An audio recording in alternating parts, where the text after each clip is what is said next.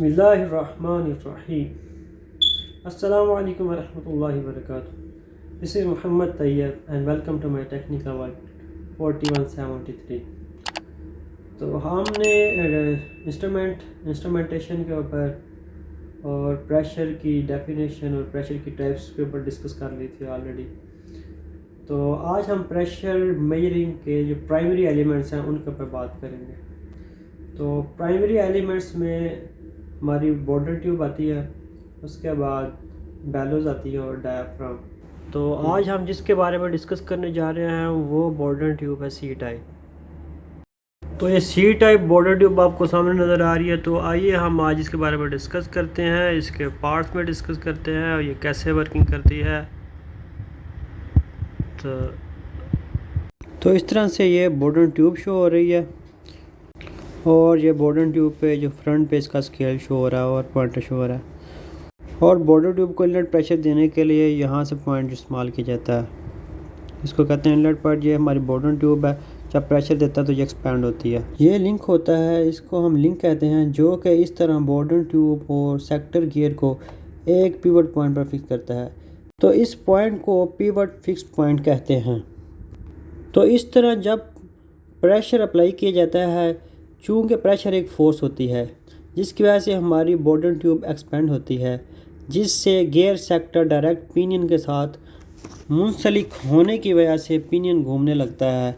Pinion के घूमने से इसके साथ मुंसलिक स्पिंडल के ऊपर की जानब लगा हुआ पॉइंटर घूमने लगता है और स्केल पर मौजूद प्रेशर यूनिट्स लिखे होते हैं। इस तरह हम बॉर्डर ट्यूब पर लगाई जाने वाली फोर्स को प्रेशर में मेजर कर लेते हैं। और रह गया हमारा स्पायरल रिंग पिनियन और पॉइंटर का डायरेक्ट लिंक होता है, जो कि पॉइंटर को स्लाइटली मूव करवाने के लिए इस्तेमाल किया जाता है। जैसा कि आप देख सकते हैं, ये पॉइंटर को स्लाइटली मूव करवाने में हेल्प कर रहा है।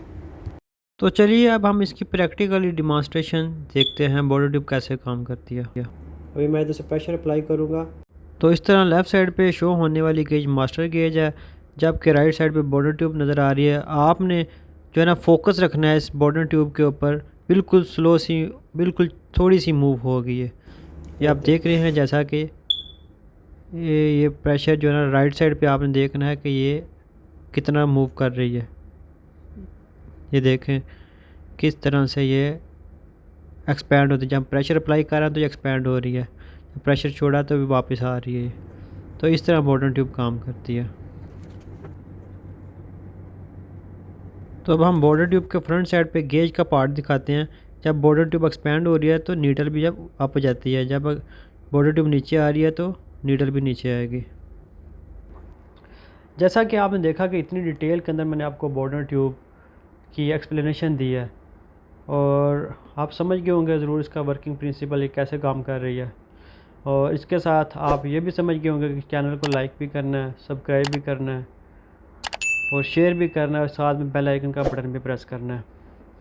तो जैसा कि आप लोग समझ गए हैं कि बॉर्डर ट्यूब कैसे काम कर रही है, क्या बॉर्डर ट्यूब के बारे में इतना समझना काफ़ी है कि कैसे काम कर रही है? क्या ये समझना बाकी नहीं कि इस बॉर्डर ट्यूब है क्या? चले मैं आपको बताता हूँ। बॉर्डर ट्यूब प्रेशर मेजरमेंट का एक प्राइमरी एलिमेंट है। जैसा कि आपको पहले बताया था, border tube, bellows and diaphragm, ये तीन प्राइमरी एलिमेंट्स हैं, मेजरिंग एलिमेंट्स हैं प्रेशर के। और जब बॉर्डर ट्यूब की बात करते हैं, बॉर्डर ट्यूब की तीन किस्में हैं। सी टाइप हमने बता दी, उसके बाद हेलिकल है और हेलिकल का भी वर्किंग प्रिंसिपल सेम है, जस्ट उसमें शेप चेंज है और ये भी एक्सपेंड होगी और आगे जो है ना सेक्टर, पिनियन, गियर और जो है ना वो पॉइंटर जो है वो सब लिंक, सब वर्किंग प्रिंसिपल सेम है। और इसी तरह जब हम बात करते हैं स्पाइरल की, तो स्पाइरल में भी जो है वो उसकी शेप चेंज है और सेम प्रिंसिपल है। हम उसको प्रेशर अप्लाई करेंगे, वो भी एक्सपेंड करेगी, एक्सपेंड करने के साथ सेम जो लिंकेज है वो आपस में सेक्टर, पिनियन की तरह काम करेंगे। मतलब तीनों का वर्किंग प्रिंसिपल सेम है, ऑनली जो है ना उनकी शेप चेंज है। और जब बात करते हैं हम बेलोज की, तो बेलोज के अंदर जो है वो कुछ वर्टिकल होती हैं, कुछ हॉरिजॉन्टल होती हैं। जब हम बात करते हैं वर्टिकल बैलोज़ की, तो बैलोज़ में क्या होता है कि जब हम प्रेशर अप्लाई करते हैं तो बैलोज़ भी एक्सपैंड होती हैं सेम बॉर्डर ट्यूब की तरह।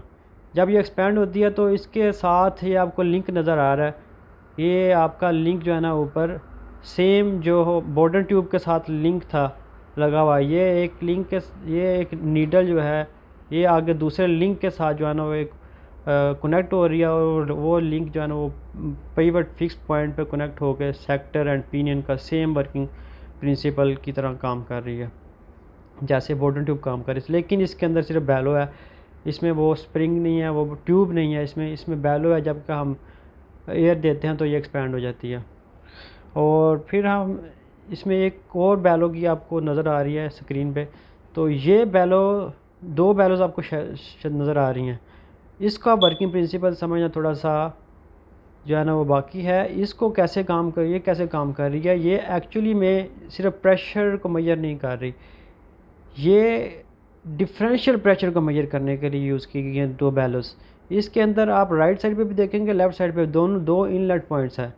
यहाँ पे क्या होता है कि आपको प्रेशर जो है ना दोनों साइड पे अप्लाइड होता है। जिस साइड पे प्रेशर ज़्यादा होगा वो साइड जो है ना वो दूसरी साइड पे धकेलेगी। जब वो धकेलेगी तो ये दरमियान में आपका जो ये स्पिंडल नज़र आ रहा है, या आपको कह लें कि ये लिंक नज़र आ रहा है, ठीक है। तो ये क्या करेगी, ये आपका अगर ये राइट साइड पे प्रेशर ज़्यादा है तो ये लेफ़्ट साइड पे मूव करेगी। अगर लेफ़्ट साइड पे प्रेशर ज़्यादा है तो ये राइट साइड पे मूव करेगी। जब ये स्पिंडल मूव करेगी लेफ़्ट एंड राइट, और सेम आगे इसका लिंक बन गया है, ये इसके साथ एक लिंक है, और ये वाला लिंक आगे जो है ना वो सेक्टर के साथ जो है ना वो लिंक होता है। अब वो इस तरह जब हमारी स्पिंडल राइट साइड की तरफ मूव होगी तो सेक्टर हमारा लेफ़्ट साइड के मूव होगा, और पिन हमारा वो राइट साइड की तरफ मूव घूमेगा, तो जिससे हमें जो है ना पॉजिटिव प्रेशर या ना वो मेजर होगा, डिफरेंशियल प्रेशर पॉजिटिव में मेजर होगा। और इसी तरह जब हमारी स्पिंडल लेफ़्ट साइड की तरफ मूव करेगी तो हमारा जो सेक्टर है वो राइट साइड की तरफ मूव करेगा। जब सेक्टर राइट साइड की तरफ मूव करेगा और पिनियन जो है एंटी क्लॉकवाइज घूमेगा, जिस तरह हमें जो है नेगेटिव प्रेशर की रीडिंग मिल जाएगी। तो ये था इसका वर्किंग प्रिंसिपल, इस तरह काम करता है बैलो। अब हम बात करते हैं डायाफ्राम गेजेस की। तो डायाफ्राम गेजेस के अंदर क्या होता है, ये दो इनका वर्किंग प्रिंसिपल दोनों से डिफरेंस है।